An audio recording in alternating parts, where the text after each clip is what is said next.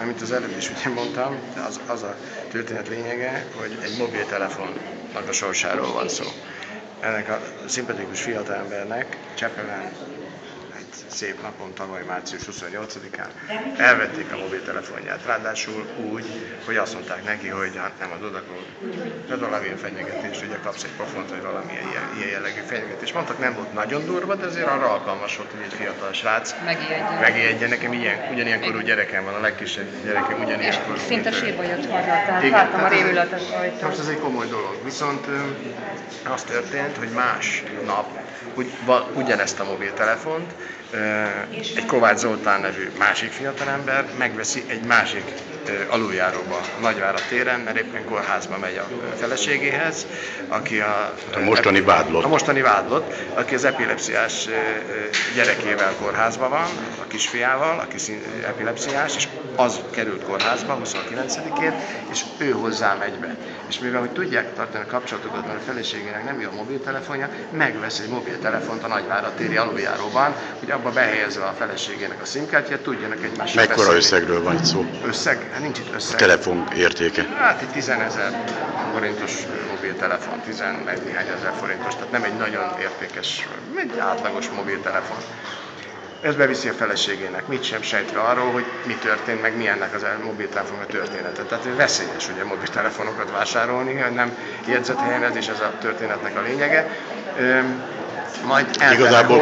Igazából nem veszélyes, mert ugye a rendőrség, hogyha nyomoz, akkor a cella információból vissza tudja következtetni, itt a hogy mikor, nem hol szerezte volt. be a cella információkat egyébként, hiába indítványozta a védelem, nem szerezte be, nem kérték be, az egész eljárás során nem kérték be a cella információkat, se a nyomozás során a rendőrség, se később a bíróság, holott erre védőindítvány volt, de ez nem történt meg. Hát Ez mit tudott volna bizonyítani egyébként? Hát, hogy ki hol mozgott, hol volt a mobiltelefon, illetve azok, akik használták Tehát, hogy ez egy egyszerű választ adott volna a kérdésre? Én azt gondolom, hogy választ adott volna a kérdésre, hogyha ezt beszerzik, és erre konzekvens indítványok voltak a védelem részéről. A nyomozás során is, és az elsőfokú eljárás során is, és ennek senki nem adott helyt, nem foglalkoztak. Hogyan zajlott az elsőfokú bírósági tárgyalás?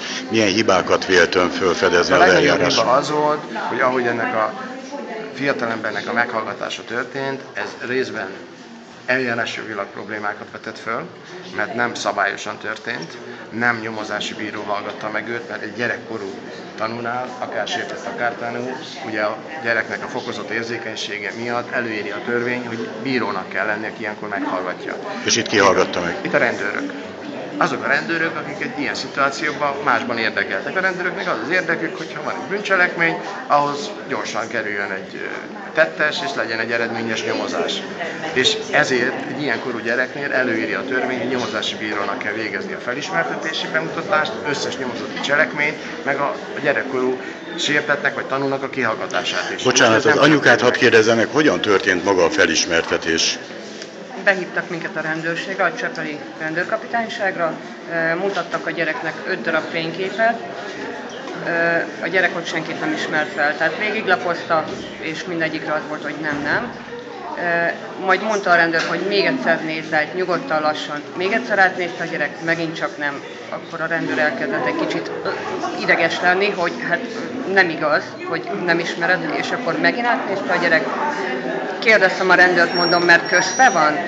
Fel kéne ismerje? Azt mondta, hogy igen, közte van, de a gyerek csak nem ismerte fel. Ezzel azt mondta, hogy jó, akkor lementünk a földszintre, elvezetett minket egy megbilincselt úriember előtt, utána megkérdezte a filmat megint csak, hogy na, ő volt az?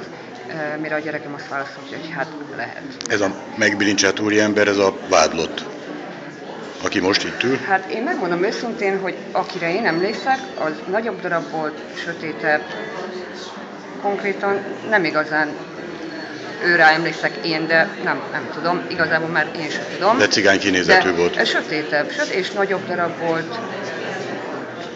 A fiatalember mire emlékszik? Tehát, hogy te mire emlékszel, mikor a rablás történt?